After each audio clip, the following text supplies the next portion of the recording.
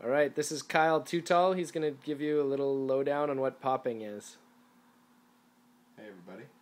Well, popping originally started in the LA area, and it came out of the gang culture where in LA you either were educated or there was gangs, and gangs pulled in a lot of the lower class people, and they used that as leverage. So when the street dance scene came in, kids separated from the gang scene and they started dancing because even gang members respected people who danced and they wouldn't ask them to come into the gangs. So in LA they had that a very aggressive attitude, and popping came out of that. There was a bunch of styles: popping, locking, a lot of street dances came out of that. Popping specifically, they would do it on the streets and just learn moves as they went and kind of collaborate and learn new stuff, and they would battle each other on the streets, kind of in that aggressive attitude that it came from. And from there, in the 80s, it blew up.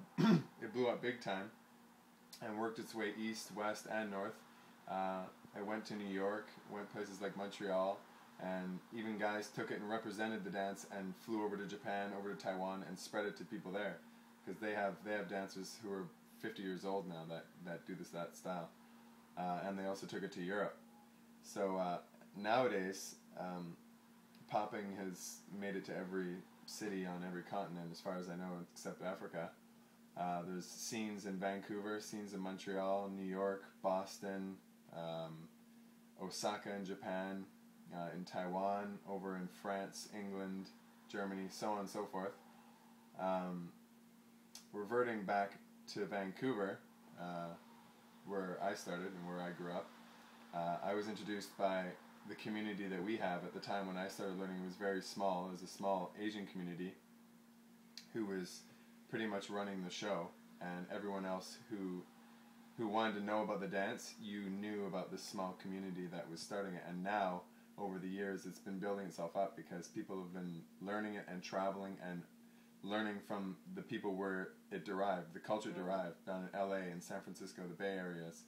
We would go down there and you learn from the cultures that originally started it. So that battle culture has spread too, as well, to Vancouver and Montreal and so on and so forth.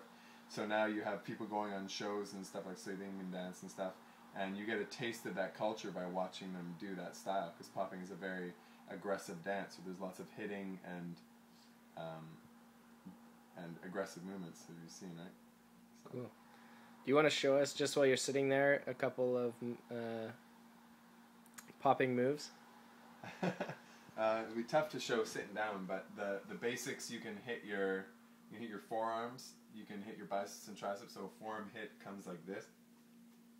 Comes from a boom, boom, a straight arm hit. Comes from bicep, tricep. Then you can hit your chest, and you can hit your legs as well. And then you combine that with musicality. So when you're listening to the music, you break it down into the layers of the music, and you pop your body based on how you hear the music, how you're portraying all those sounds together and putting them into your own song and yourself. So you use all the techniques, and there's dime stopping, isolating, hit. Those are all those are all the techniques of the dance. So. And where have you traveled to learn from different cultures as far as popping goes? Well, I started in Vancouver, and then I took a trip to Montreal, which is one of the first battles I ever went and entered, Best to Move. I went to Montreal and saw that culture, which is a very, very competitive culture. A lot of people, the French Canadians specifically, are a very proud group of people, and it reflects in the way they dance.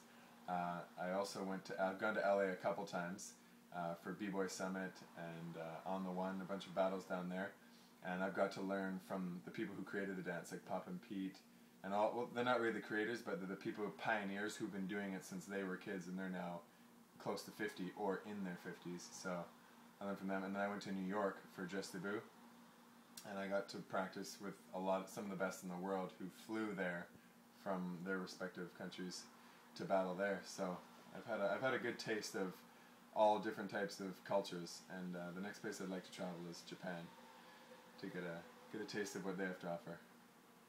Cool. Thank you, TooTall. Take care.